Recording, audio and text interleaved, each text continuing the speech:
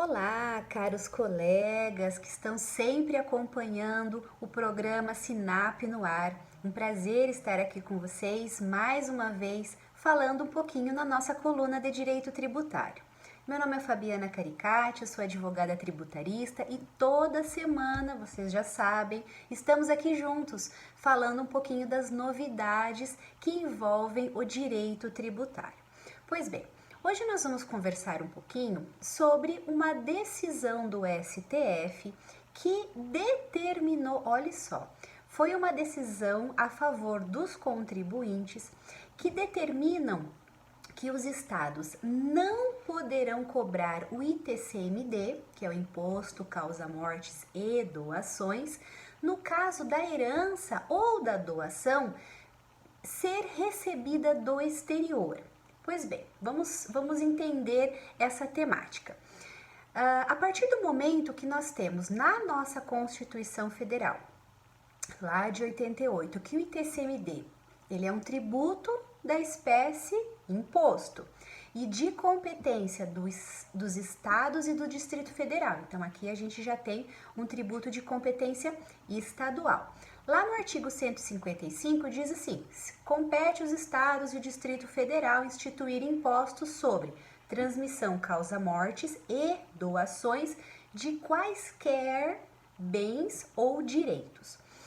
Com base nessa temática trazida pela Constituição Federal, em termos práticos, a gente pode entender que o ITCMD é o imposto devido quando há transmissão, quando há mudança de propriedade de bens e direitos, especificamente em relação ao recebimento de herança ou em relação ao recebimento de um bem doado. Mas daí fica aquela questão: como é que funciona quando o falecido ou o doador ele tem domicílio no exterior e os seus bens estão no exterior e o inventário foi aberto aqui no Brasil? Olha só que interessante. O posicionamento firmado nesse julgado pelo STF, ele vai determinar o seguinte, vamos lá. Cabe às leis complementares a regulamentação, olha só, cabe à lei complementar a regulamentação dessa cobrança do ITCMD. E não pode ser feita tal cobrança por meio de leis ordinárias editadas pelos estados. Hoje, o que existem são leis estaduais determinando a cobrança do ITCMD sobre bens recebidos do exterior, seja via herança, seja via doação. Mas nós não temos uma lei complementar fazendo essa regulamentação. Por conta disso, veio então uma discussão levada em repercussão geral para o STF. Nós temos aqui recurso extraordinário 851-108, o tema é o 825, anotem aí para que vocês acompanhem esse assunto, né? Então, em que os ministros, eles acompanham, né? Por 9 votos a 1, eles acompanham o relator, que é o ministro Dias Toffoli, decidindo então pela impossibilidade de cobrança do ITCMD sobre heranças e doações do exterior. De fato, a própria Constituição Federal, ela já determina essa questão da lei complementar. Mas, como o Congresso Nacional não regulamentou, partiu cada um dos estados fazendo a sua cobrança. E veio então o STF dizendo: não pode fazer a cobrança por lei estadual ordinária, precisamos de lei complementar. E eles fixam esse julgamento na data da publicação da decisão de mérito, que ela é 20 de abril de 2021. 2021. Então, a partir de 20 de abril de 2001, não pode serem cobradas os valores a título do ITCMD, desde que não haja regulamentação do Congresso Nacional. E nesse momento, o que aconteceu? Uma corrida para que o Congresso Nacional, então, faça a regulamentação via lei complementar. A gente sabe que o Congresso acaba muitas vezes produzindo normas a partir de decisões vindas dos nossos tribunais superiores. Bom, algumas situações específicas. Primeiro, essa decisão, né, vale na ausência de lei complementar, então, a partir de 20 de abril de 2001, e fica excluída desta situação aqueles contribuintes que já levaram essa matéria em discussão por meio de ações judiciais, né? Então, todas as ações judiciais que questionam na justiça a validade desse tributo ficam excluídas, então, desta decisão.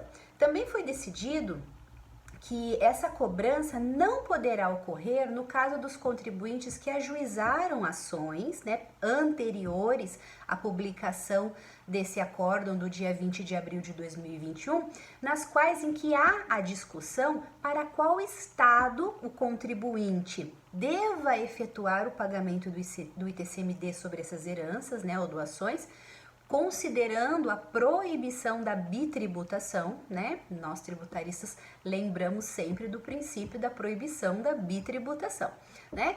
Ou também ações judiciais que questionem a validade da cobrança do imposto nos casos em que ele não foi pago anteriormente.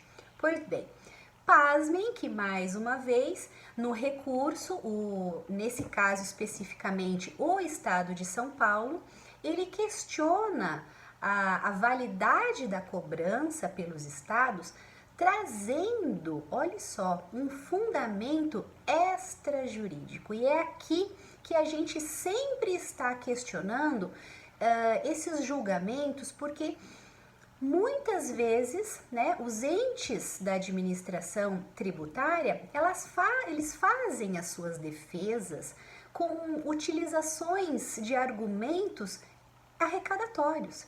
E nesse caso não foi diferente. Houve uma movimentação muito grande por parte, né, do fisco, dizendo que o impacto fiscal, no caso do julgamento do STF favorável ao contribuinte, estava estimado em 2,6 bilhões.